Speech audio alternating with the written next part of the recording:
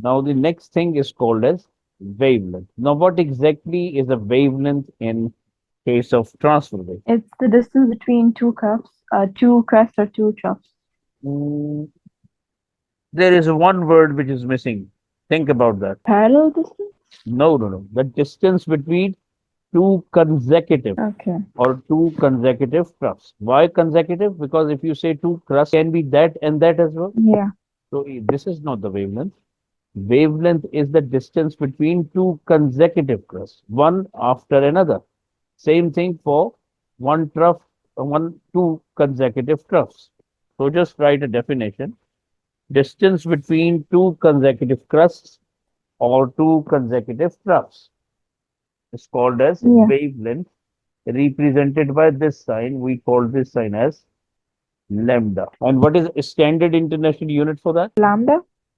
It's Lambda, meters. yeah, meters. Lambda is just to denote, so it's meters. There is another definition, you will find it in the books. That is very interesting definition. The distance between the 2 points on the wave which are in phase. Now, what is meant? First of all, write it down. The distance between 2 points on the wave which are in phase. Now, what does it mean actually? Phase means if you draw a straight line between the 2 points, they should meet like this, a straight horizontal line. This is in phase. This is in phase. But if I draw that line, this is not in phase. That is not in phase. In phase means a straight line when you touch those points, it will be a proper horizontal line. That is what we called as in phase point. But mostly the definition we have written, the first one is the actual definition, that distance between two consecutive thrusts or two consecutive troughs. Yeah. So when we see the 2 points, the two crests, they look like a wavelength, but then the other 2 points, they look smaller than a wavelength. What do you mean the other two? Like the P and P over here, the distance between them looks like a wavelength. But if Okay. we took any other distance, it Like, doesn't really look like a wavelength. you mean these ones? Yeah, this looks like a wavelength, but like, You mean shorter than the previous one? yeah, It looked like, but actually in reality, it should be the same as the previous one.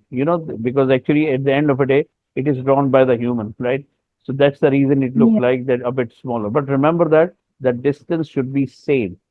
It won't be different. Okay, yeah, it's not possible actually, because otherwise the theory will be wrong, because it is constant everywhere. Yes, practically speaking, if you ask me practically, yes, lambda do changes, because it's practically, so many things are there. But for the time being, we just started the wavelength, and here for the time being, you just remember that the whatever the wavelength of a wave, it will keep the same for all the wave which is going, which we study. Okay, it's not changing. yeah.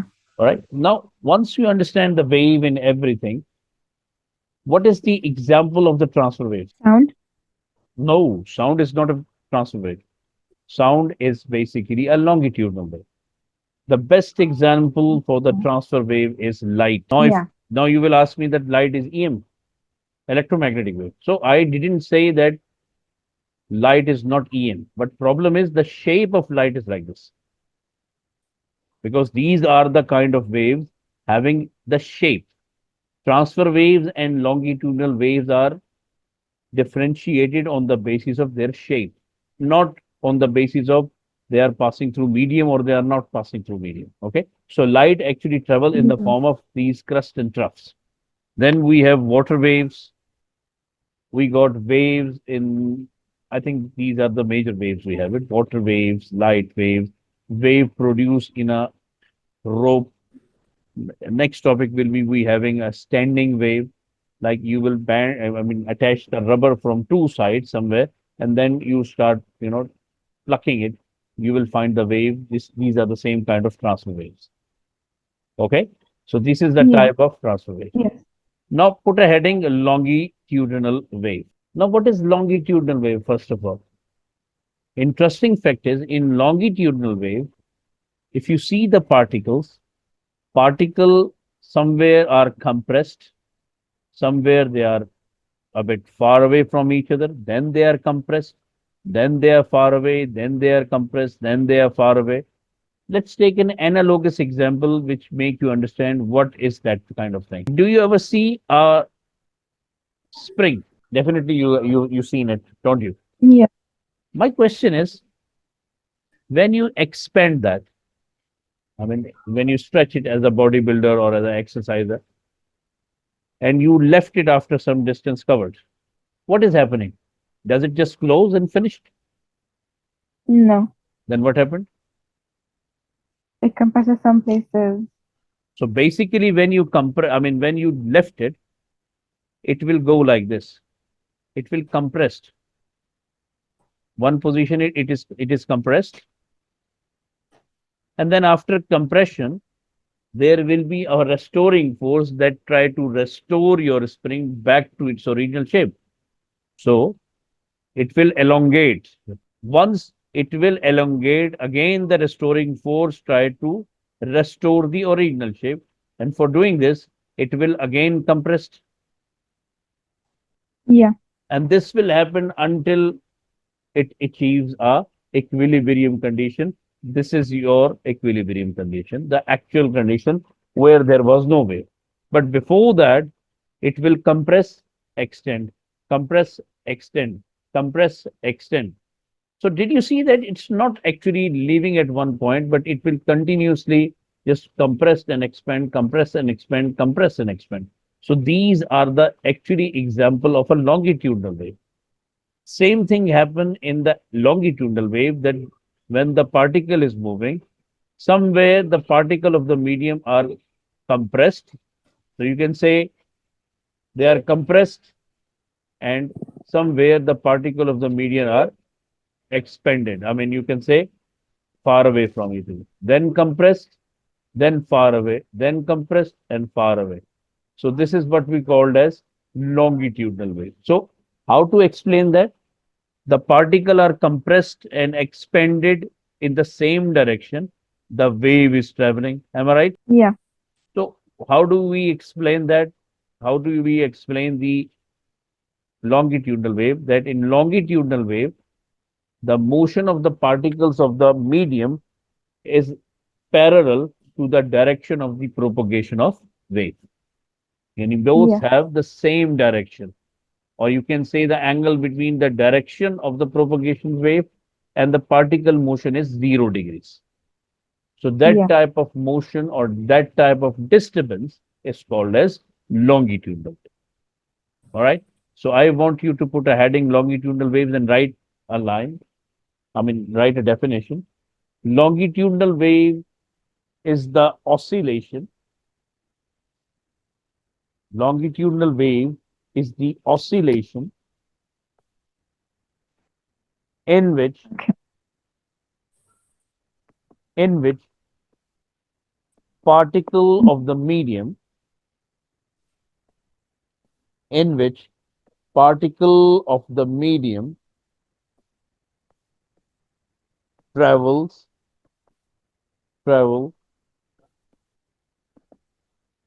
parallel to the direction of the propagation, in which particle of the medium travel parallel to the direction of propagation of the wave. Yeah. Okay. I want you to draw this diagram quickly.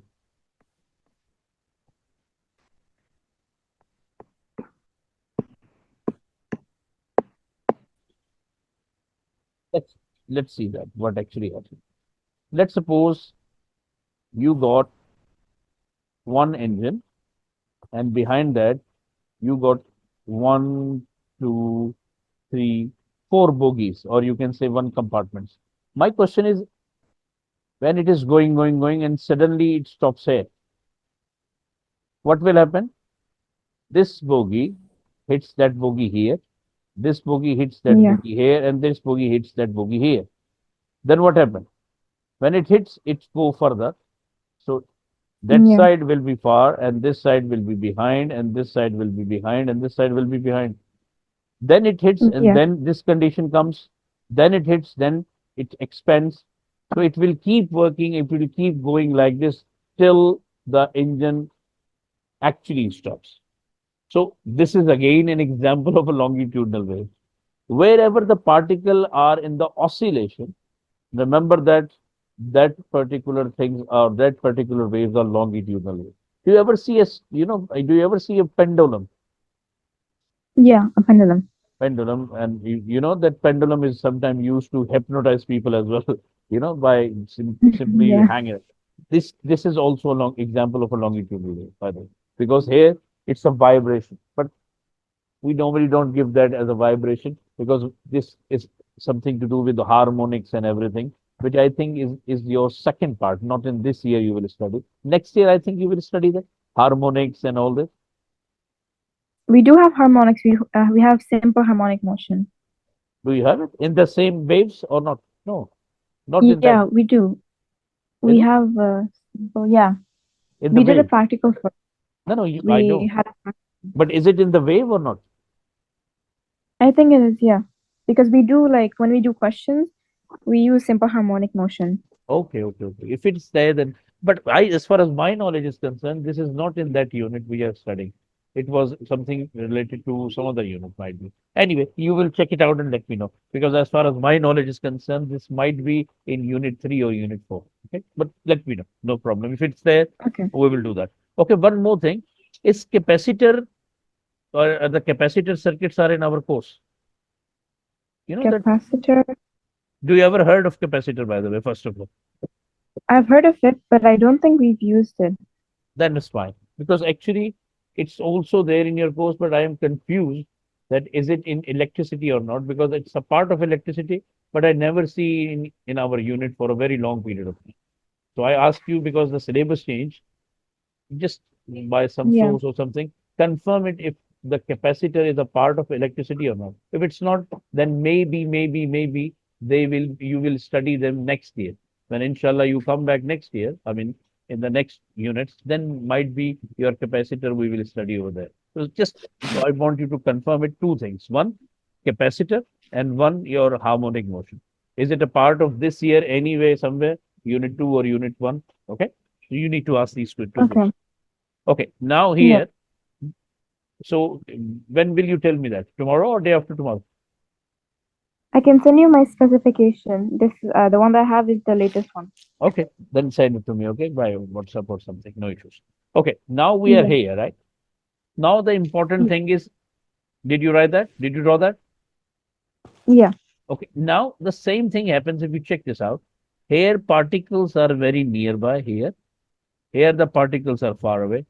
Again, nearby, far away, nearby, far away. So what we say, like previously we had crust and trough. Here we have particles are compressed, so we called it compression.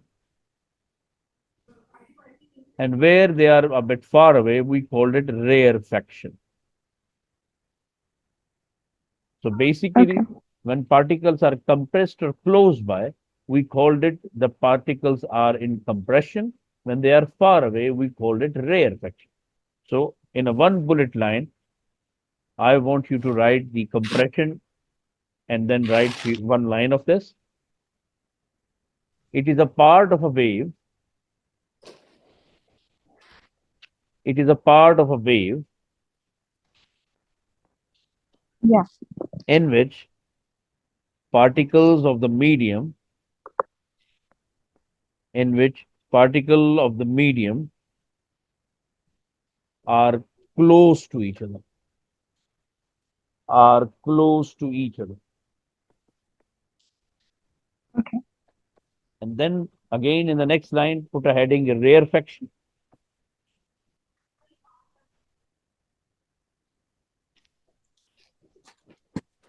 In this region, particle of the medium, in this region, particle of the medium far away from each other. Yeah. Okay. In this case, what will be the definition of the time period technically. So put a heading time period. Now, what is time period in this case? Uh, the Hmm? time taken to Yes, time. pass the wave. Now, here actually, mostly we don't use wave. Instead of that, we called it vibration. It's a sort of a vibration. We do call it oscillation, but we do call it wave as well. But particularly, these are called of vibration because they are to and fro motion. So vibration or oscillation are the best word we can use here, especially. So you can say in time to complete one complete vibration or oscillation is called as time period. Yeah, Okay. The second thing is frequency. Same thing. Number of vibrations or oscillation passing in 1 second is called as frequency. Same yeah. formula, each and everything will be same. What is wavelength in that case? The distance between two consecutive compression and wave fraction. Yes, that is it. Also write that as well. Yeah, Now the last but not the least one is displacement. Distance from the that one was a particle distance from the mean position. Here, what is the mean position? Somewhere in um, the middle, actually. So the distance yeah, from the mean position is basically the particle. Let's suppose if you are finding the distance, the mean position is this actually. You have to consider every part is basically a mean position in that. It's not this one which is a mean position in that case because the particle of the medium are parallel. So basically, if you are asking for the distance, then basically distance from one crust to another crust is technically you're talking about the displacement or amplitude. If you are asking about the maximum one, then it will be maximum. Otherwise, it will be minimum. But normally, they don't actually ask you in this case what is uh, what do you call it, displacement or amplitude, because here amplitude is related to the mean position. While here, what is the mean position? That is a bit difficult to ask, a bit difficult to think of. But remember that here, wherever you think is a mean position, the distance of your call it your particle from that point, especially this point is there. So if you are finding the sort of a displacement, then this is your displacement, this is your displacement, this is your displacement. But maximum displacement is from this point to this point. So this is your amplitude, or the small displacements are your small displacements. Understood? yes, sir. Can you give me 2 minutes? I'll come back. Please, please. So they are almost the same. Now, let's quickly end up our lecture by simply differentiating these two waves. So put a column transfer wave at one side and on the other side, longitudinal wave. Let's quickly see the differences between the transverse and the longitudinal wave. What is the first Yeah. difference? Their definition. So, Manur, what is the definition of a transfer wave? The particles are perpendicular to they travel perpendicularly to the direction of the propagation of the wave. Yes. And what about in longitudinal? The particles travel parallel to the direction of propagation of wave. Please write it down quickly so that you will keep a record of each and everything, because this is very important. What is the second point which can be a contrast between these two? Um, Example, transverse has crest example. and troughs, Yeah. So crust and troughs are formed in transfer waves, while in longitudinal waves, compression compressions, and rarefactions. are formed. And the third can be the example. So what is the example Yeah. of transfer waves? Water waves. Light waves. Yeah. And what about the longitudinal waves? Sound. Sound waves, right? Okay. I think these are enough. Now let's move to the related topic, but a bit different topic. Let's see. This is called polarization. Now, what is this word polarization? That is very interesting, actually. Polarization mostly used when you're talking about EM waves. Remember that. You know, do you ever see an antenna sort of a thing or dish LNBs in your place, in your somewhere on the top? Yeah. So that is a purpose of actually using this polarization. Now, what exactly is polarization? Actually, polarization restricts the oscillation of wave to one plane. Now, what is meant by to do in one plane is because actually we want that our satellite will actually get the maximum number of wave from satellite, because in that way our what you can say, we if the antenna gets the maximum number of waves, the communication will be as good as possible, and definitely the channels whatever you have it will be a better, like your reception will be as good as possible. So that is why polarization restricts the oscillation of a wave to one plane. Because if it will be in multiple planes, it will be dispersion, or you can say it will be scattered all over. And if it will be scattered all over, the communication will not be considered as very good, what you call it, very good communication. So that's the reason it restricts the communication in one place, or you can say it will just restrict the oscillation to move or whatever they want to do in one plane, either x plane, xy plane, or yz plane, or xz plane.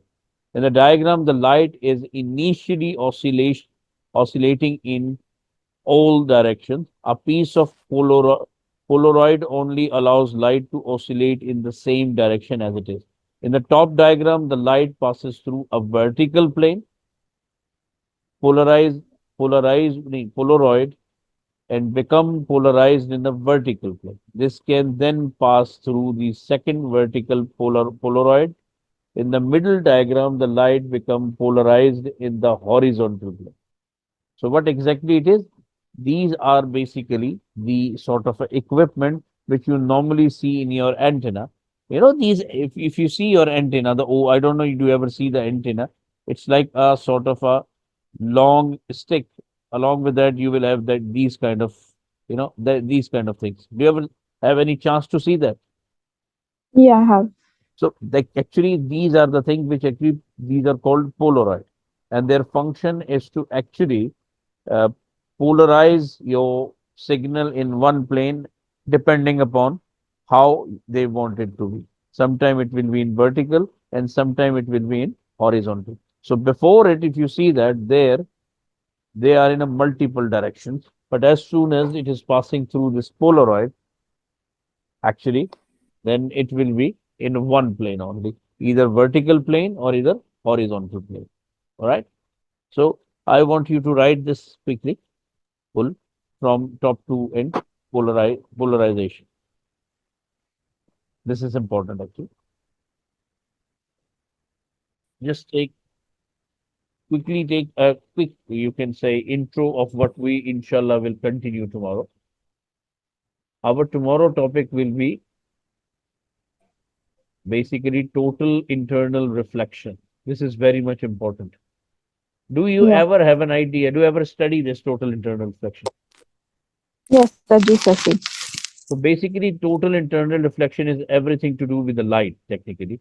But what is the application? That's what we will see in the details. I just give you an idea. Is there any difference between total internal reflection and general reflection? Total internal reflection is when the reflected ray is, well, it's doesn't refract, it stays in the medium. Actually, is there any difference between a general reflection and total internal reflection, by the way? Yes, the critical angle, Critical angle and what else? the density of the medium. Actually, we will see in details actually. When it's total internal reflection especially occur, or you can say a special condition for that, when light goes from denser to rarer medium. Only and only Yeah. this will occur when light goes from denser to rarer medium.